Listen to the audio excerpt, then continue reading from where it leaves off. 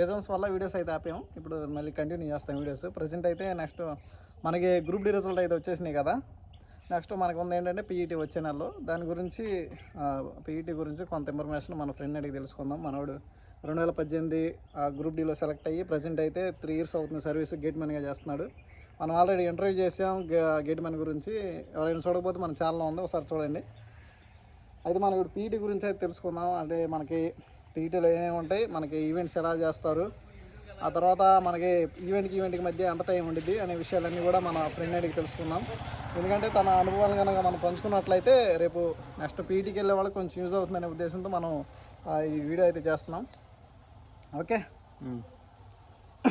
అయితే మనకి ఈవెంట్స్ కనుక చూసుకున్నట్లయితే శశి, మీరు 2018లో మీకు పీఈటీ ఎక్కడ జరిగింది?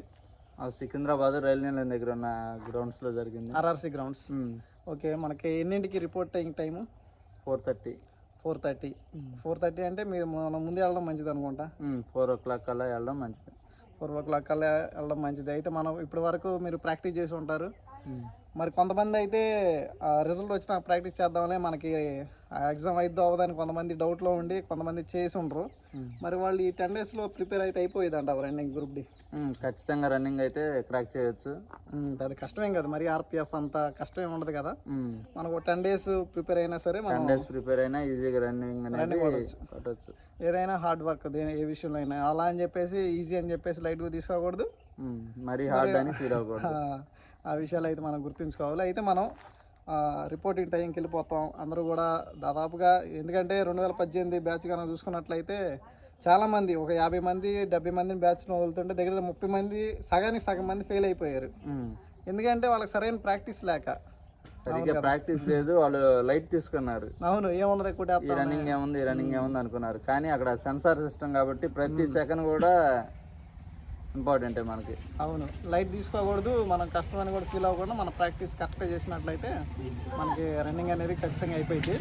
అయితే అక్కడ జరిగే ప్రాసెస్ గురించి అయితే మన వాళ్ళకి మనం తెలియజేద్దాం. ఎందుకంటే రేపు అక్కడికి వెళ్ళిన తర్వాత మనసులో టెన్షన్గా ఫీల్ అవుతారు, కొంచెం అనీజీగా ఉండిద్ది. ఇప్పుడు మనం కొంత ఇన్ఫర్మేషన్ కనుక వాళ్ళు ఇచ్చినట్లయితే కొంత ముందుగానే తెలుసుకున్నారు కాబట్టి వాళ్ళకి డౌట్స్ అన్ని క్లారిఫై అవుతాయి. వాళ్ళు ఏంటంటే పీఈటీ మీద దృష్టి ఎక్కువ పెట్టేసి దాన్ని క్రాక్ చేయడానికి అవకాశం ఉండేది.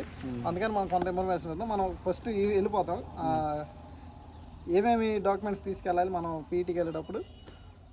పీఈటీ అడ్మిట్ కార్డు ఉండేది. పీఈటీ అడ్మిట్ కార్డు, ఇంకా మీది ఒరిజినల్ ప్రూఫ్ ఆధార్ కార్డు అయితే తీసుకెళ్ళాలి. తీసుకెళ్ళిన తర్వాత మనకి బ్యాచ్లుగా చేస్తారు కదా రన్నింగ్. బ్యాచ్లుగా చేస్తారు. అండ్ ఫస్ట్ ఏవి ఈవెంట్ ఉండిద్ది? మాకైతే ఫస్ట్ వెయిట్ క్యారీ చేసేది ఈవెంట్ జరిగింది. వెయిట్ క్యారీ అంటే మేల్స్కి 35 kgs వెయిట్. మేల్స్కి అయితే 35 kgs వెయిట్. 2 minutesలో 100 meters వెళ్ళాలి. ఫీమేల్స్కి అయితే 20 kgs weight, 100 meters 2 minutes same time. ఈ ఈవెంట్ చాలా ఈజీగా ఉండదు కదా. 100కి 99 మంది క్వాలిఫై 99.9% క్వాలిఫై. అవును, ఎందుకంటే 2 నిమిషాల టైం ఉండిద్ది. 100 meterలు అంటే పెద్ద లెక్క కాదు. ఎందుకంటే ఆ జాబ్ కోసం మనం ఇండియన్ రైల్వేస్లో జాబ్ కొట్టాలంటే 35 కాదు 100 kgs వేసుకున్నాయని సింపుల్గా మన లైఫ్ టైం సెటిల్మెంట్ కదా. అవును, పెద్ద 35 kgs ఇప్పుడు వరకు మనం మోసిన భారం కంటే 35 kgs పెద్ద భారం ఏం కాదు మనకు తెలిసి. గవర్నమెంట్ జాబ్ అంటే 35 kgs వెయిట్ కూడా మైలేకపోతే ఎందుకు ఇంకా మనం ఇక్కడ వచ్చి ఫీల్డ్లోకి వచ్చి జాబ్ చేయాలంటే ఆ మాత్రం కష్టపడాలి. ఏదైనా మన ప్రాక్టీస్. ఎందుకంటే మనం వెయిట్ ఎత్తుకునేటప్పుడు కూడా చాలా జాగ్రత్తగా ఉండాలి. మధ్యలో పడేసాడు అనుకో అప్పుడు మనకు డిస్క్వాలిఫై అయ్యాడు. మధ్యలో డ్రాప్ అయితే disqualify.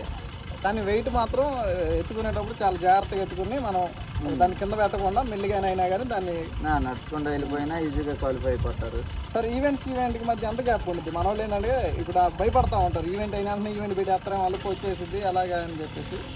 1/2 hour to 1 hour gap అయితే ఖచ్చితంగా ఉండిద్ది. అంటే కొన్ని గ్రౌండ్స్ వాళ్ళు ఏంటంటే ఒక 10 minutes ఇవ్వచ్చు. కొన్ని గ్రౌండ్స్ అయితే కొంతమందికి 1/2 hour ఇవ్వచ్చు, కొంతమందికి అంతకన్నా ఎక్కువ కూడా ఇవ్వచ్చు.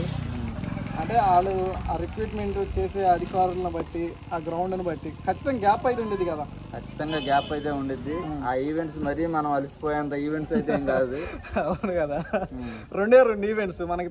పిఎంటీ ఏమి ఉండదు కదా, పిఎంటీ ఏమి ఉండదు, ఓన్లీ పీఈటీ. మెజర్మెంట్స్ ఏం తీసుకోరు, హైట్ వెయిట్ ఏమి ఉండవు, ఓన్లీ 2 ఈవెంట్లు ఇండియన్ రైల్వేలో జాబ్ సాధించడానికి. ఇప్పుడు వరకు కూడా మన వాళ్ళు చాలా కష్టపడి ఉంటారు, ఎగ్జామ్ రాసి 4 సంవత్సరాల నుండి వెయిట్ చేస్తున్నారు.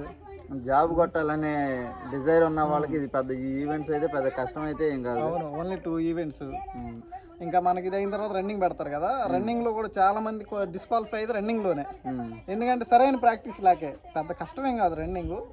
ఎందుకంటే నువ్వు ఆల్రెడీ రన్నింగ్ కొట్టావు కదా, నువ్వు చెప్పు కష్టమా లేదా ఈజీయా? గ్రూప్ డి రన్నింగ్ అనేది కష్టమా సులభమా?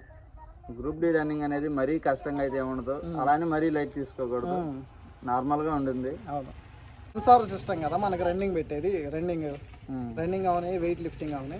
ఈ సెన్సార్ సిస్టంలో రౌండ్స్ అనేవి మన వాళ్ళు కొంతమంది సరిగ్గా లెక్కేసుకోవాలి. ఇప్పుడు 4 రౌండ్లు వేయాల్సిన కాడ 3 రౌండ్లు వేసి మధ్యలో నా రన్నింగ్ అయిపోయింది నాపేస్తారు. వాళ్ళకి కొంచెం ఏదన్నా టిప్ ఏదన్నా చెప్పి వాళ్ళకి.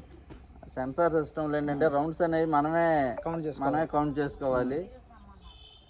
కంప్లీట్ అయ్యేదాకా మనం ఎన్ని రౌండ్లు పరిగెత్తామనేది మనం ఇండివిజువల్గా ఎవరు రన్నింగ్ రౌండ్స్ అనేవి గుర్తు పెట్టుకోవాలి. మీరు 3 రౌండ్లు పరిగెత్తేసి 4 రౌండ్లు కంప్లీట్ అయిపోయినాయి అనుకుని వచ్చేసారు అనుకో, తీరా రిజల్ట్ వచ్చినాక డిస్క్వాలిఫై అయిపోతారు. అంటే ఇప్పుడు మనకేంటంటే ట్రాక్ అనేది అన్ని చోట్ల కూడా 400 ఉండదు, కొన్ని చాలా చోట్ల 200 ఉండేది. మాకైతే 250 ట్రాక్. 250 అంటే 4 రౌండ్లు. మీరు 4 రౌండ్లు వేయాల్సిన కూడా 3 రౌండ్లు వేసేసి 3 రౌండ్ అంటే రన్నింగ్ అయిపోయింది ఆపేస్తే డిస్క్వాలిఫై. రౌండ్స్ అనేవి మనమే కౌంట్ చేసుకోవాలి, ఎవరికి వాళ్ళు ఇండివిజువల్గా కౌంట్ చేసుకోవాలి. సెన్సార్ కౌంట్ చేసి మనకేం చెప్పదు, మనకి ఎవరు చెప్పరు మీరు ఎన్ని రౌండ్లు పరిగెత్తారని. అదే ముందు చెబుతారు ఎన్ని రౌండ్లు పరిగెత్తాలి ఏంటని, మనం మాత్రం మన మనసులో కౌంట్ చేసుకోవాలి ప్రతి రౌండ్ని కూడా, ఎన్ని రౌండ్లు వేసామని.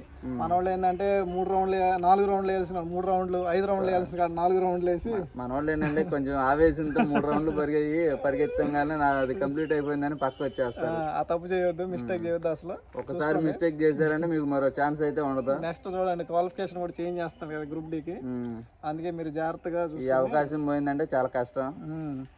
మీరు ఎన్ని రౌండ్లు వేయాలో అన్ని రౌండ్లు పర్ఫెక్ట్గా కౌంట్ చేసుకోండి. సెన్సార్స్ కౌంట్ చేయదు మనకి రౌండ్స్. అదేంటి ఫైనల్ లాస్ట్లో మనకి ఎంత టైంని కొట్టాము, డిస్టెన్స్ కంప్లీట్ చేసాము లేదనే చెప్పిద్ది.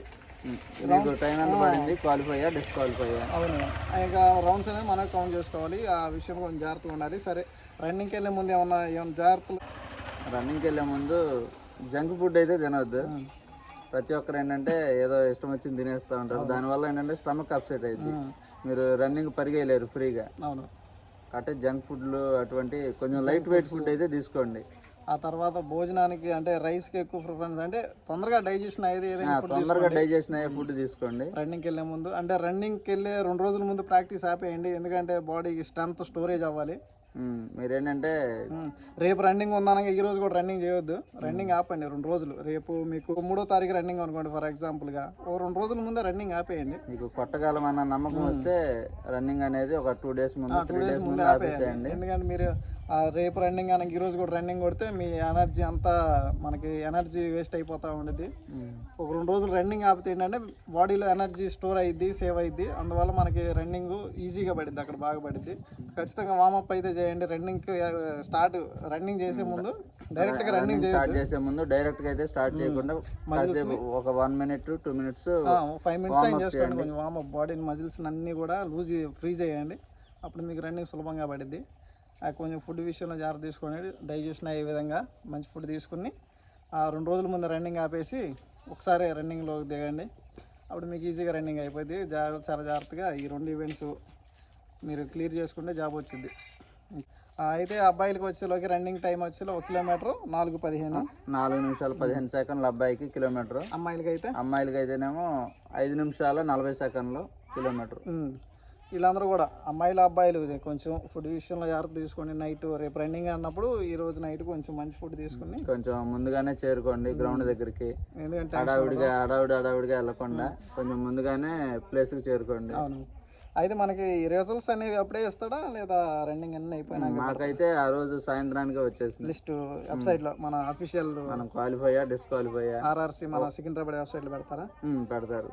మనం క్వాలిఫైయా డిస్క్వాలిఫై అయితే మీకు టైం ఎంత పడింది అనేది వచ్చింది. అందుకే మీరు ఇప్పటికి ప్రాక్టీస్ చేసినా మీరు రన్నింగ్ కొట్టవచ్చు. ఎవరికైతే ఎగ్జామ్ అయిందో వాళ్ళందరూ కూడా బాగా ప్రాక్టీస్ చేయండి. 10 రోజులైనా సరే రన్నింగ్ అయిపోయింది, ఎందుకంటే ఈ ఛాన్స్ మిస్ అయిందంటే రైల్వేలో జాబ్ కొట్టడం చాలా కష్టం. ఇంకా మీరు అందరూ కూడా ఆల్ ద బెస్ట్. మరి ఎవరి మాటలో నమ్మొద్దు, రన్నింగ్ అనేది మీరు ఓన్గా ప్రిపేర్ అవ్వండి. బ్రోకర్లు చెప్పారు, వాళ్ళు చెప్పారు, ఇటువంటిది ఏమి ఉండదు, మీ ఓన్ టాలెంటే. అవును. అందరికి కూడా ఆల్ ది బెస్ట్. అందరికీ ఆల్ ది బెస్ట్. రన్నింగ్ బాగా కొట్టండి, రైల్వేలో జాయిన్ అవ్వండి. మనతో పాటు మీరు కూడా Indian railway. Welcome to Indian railways. Okay, thank you.